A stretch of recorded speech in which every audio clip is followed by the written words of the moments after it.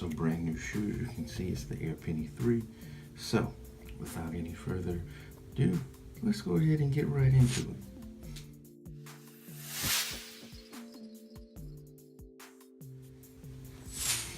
Alright, as usual, I'm going to start with the inner. Now for those of you who've watched the videos, he does it every single time, why? But you already know why, but we may have new viewers to the channel, whatever the case may be. So here's the thing, the reason why I start with this and I actually spend a great deal of time talking about this, because it doesn't matter if the fit is awesome, the support is on point, the cushioning, the traction, the stability is grade A. If there's something inside the shoe that's causing the shoe to be uncomfortable, it's causing the shoe not to be comfortable to wear, it doesn't matter how good those other things are, you're not going to wear it. So for that reason, that very important reason, I start with that and then we move forward. Now, with this, and this is really a good thing because this is becoming more and more ubiquitous on shoes, and it just shows that the companies are spending a lot more time on addressing this and making sure that it's a viable part of the shoe. There aren't any issues within the inner that's going to cause you any problems.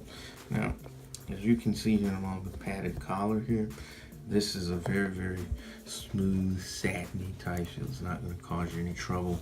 And you've got that same feel along the inner boot here. The only real seam is there's a connection point right about here. That's where my hand is. Within the boot, there's a seam there, but it's done in such a way where it's not going to cause you any issues. I didn't have any issues with the inner of this, so that's not going to be a problem. Now, moving more into the inner, into the fit aspect of it, it's quite good actually. What you have here, now the tongue is integrated into the inner to form in a boot. It runs to about here, probably. About this area, not probably, about there.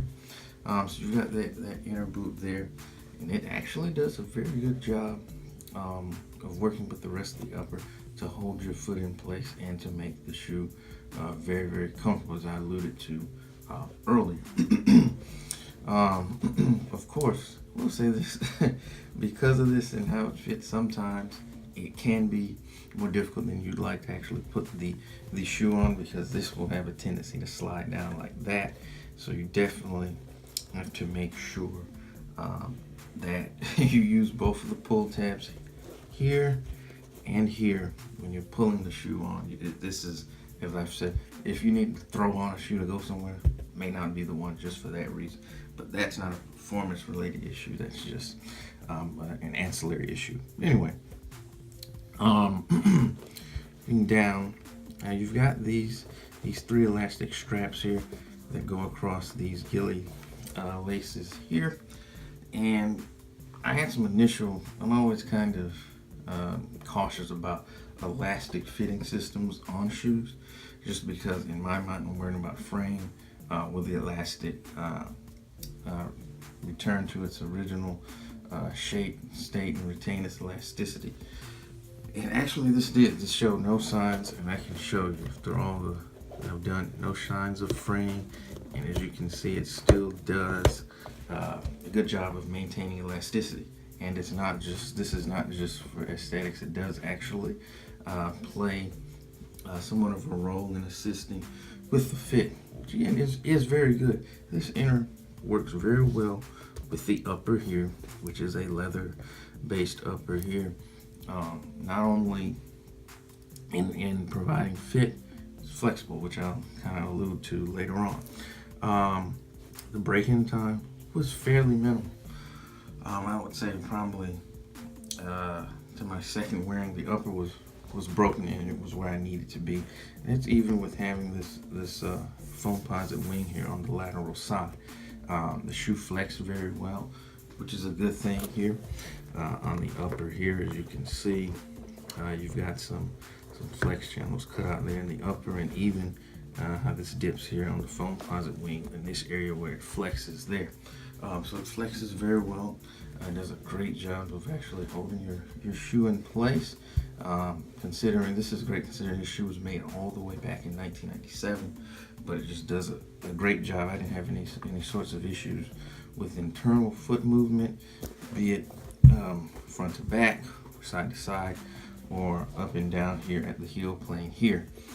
To assist with that, it's padded very well, but it's padded in such a way to assist with the lockdown at the heel there. So I didn't have any movement there, and the fit on the Penny 3 held up throughout the course of my wearing. So I was very pleased and impressed with the fit overall as well. And just one quick on the Foamposite wing here, it does a great job of providing some lateral support here and helping to keep the foot there on the footbed without being clunky, bulky, or getting in your way. Like I said, it flexes very well. And overall, I was very happy with the fit of the Penny 3.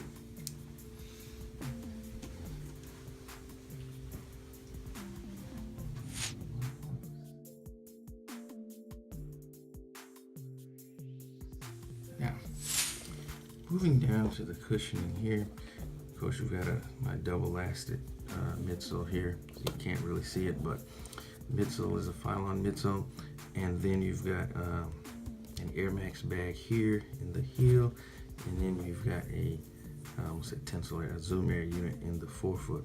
Now, a couple things. Starting off, cushioning was okay. The midsole started off somewhat hard. Particularly the Zoom Air was not as perceptible as I would have liked, but then understand this shoe is almost 20 years old. And it took some time for it to break in. Probably on my third or fourth wearing, it finally, the Phylon softened up a little bit to the point where the cushioning became more perceptible, but that didn't necessarily hinder the ability of the Penny 3 to provide cushioning. That's just more of a deal if you want to feel the responsiveness of your cushioning. But be that as it may, it did a great job. Despite starting off hard, it was a very stable shoe. Again, there's some degree of compression with the midsole. You can't see it, but that is just kind of the nature of Phylon anyway. So that aids in the stability, as does, again, kind of moving, sliding back up here, does the lateral Foamposite wing here. It's a very stable shoe from that standpoint, which is a good thing, so it doesn't have that propensity to tip over. Cushioning, like I said, I would have liked to have felt it a little more, but it still did its job. And since these are modern Zoom Air units, you don't have to worry about the issue back in 1997 or with early Zoom Air of it bottoming out. There was an issue on some shoes there. But the cushion, like I said, it did its job. It's definitely not the most responsive out there if you've played in, maybe some of the more modern shoes or experienced that. But nonetheless, it did a great job. And it'll stand up, of course, over a season or whatever you play in these. And while it wasn't, in terms of what I would have liked to have just felt it, it did its job. And at the end of the day, that's all you want in a basketball shoe. Feet didn't hurt. The Zoom Air units never bottom out. So overall, I was pleased with the cushioning aspect on the Penny 3.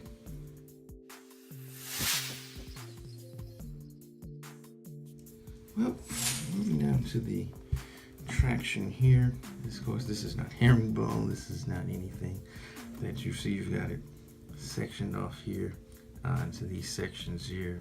It consists of these concentric type shapes here in all the areas of the shoe, or the outsole there. A couple things. One, this is a harder rubber. It's 1997. So it starts fairly stiff. So potentially, if you wanted to take these outdoors for that reason, you could take a look at that. Unfortunately, I'll see if I can zoom in to show you. As you can see, it's not really bending there. Couple things with that, because it is rather stiff. One, it doesn't grip the floor as well as one would like initially. Two, dust sticks to it like a magnet. If you play where the floor is dusty, thing of that nature, just know that you're going to be wiping your shoe off a lot. Traction somewhat improved, but it, at minimal. But I mean, even with that being said, with the issues that I had with the traction not being where I would have liked it to be, that's not to say that I was ice skating all over the court. It was just you couldn't grip and feel the court the way you would have liked, just because you couldn't. The rubber was so stiff, you couldn't like sink down into the court and really get that glue-like feel from the rubber there, and it doesn't really soften up. So I've played in these a lot, and that's you can see it. That's still really stiff there.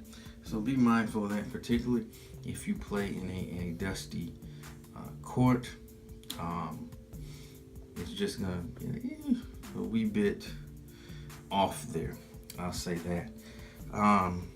So that was my main issue with the traction. It just doesn't quite grip the floor as well, which I think kind of affects your not only ability to feel the court and just react in certain ways there if I can't feel that, which is odd considering this is a guard focused shoe. And again, that's not to say the traction is terrible. It's just not where I would have liked it to be. But nonetheless, despite that, just kind of closing out on that, I said I wasn't all over the court there, but again, if you want to take these outdoors, you may want to consider that.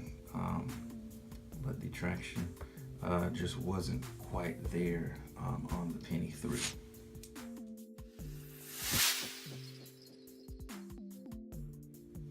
All right. In conclusion, despite being nearly 20 years old, the Penny 3 still holds up fairly well, even all that time later. The fit's very good, as is support and stability. So it's not gonna tip over on you or anything like that. Cushioning is fairly decent. Traction is all right. But overall, it's a solid basketball shoe by today's standards, even still. It wouldn't be my first choice I would reach for, but if I had to play in them, I wouldn't be, like, oh my goodness, I have to play in these. It's still an overall good shoe. It holds up very well to wear, as you can tell here, because I've played in these a lot, and see, it holds up very well. So you will get extensive wear out of these. You don't have to worry about them falling apart on you or anything like that. So overall, I think this is a shoe that has stood up to the test of time.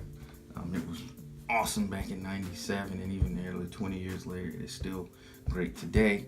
If you decide to take these on the court, well, are they perfect? No, but you won't be disappointed. So that's going to wrap up our review of the Penny 3. As always, I want to thank everyone for watching the video. Also, make sure you head over to our website, sneakershoptalk.com. For those of you who still read, do have a detailed article on these guys here, as well as other sports and sneaker related news. So make sure to like, comment, subscribe, all of those things. Share, tell a friend to tell a friend. We'll be back with more videos, more reviews real soon. Thanks everyone for watching. Peace.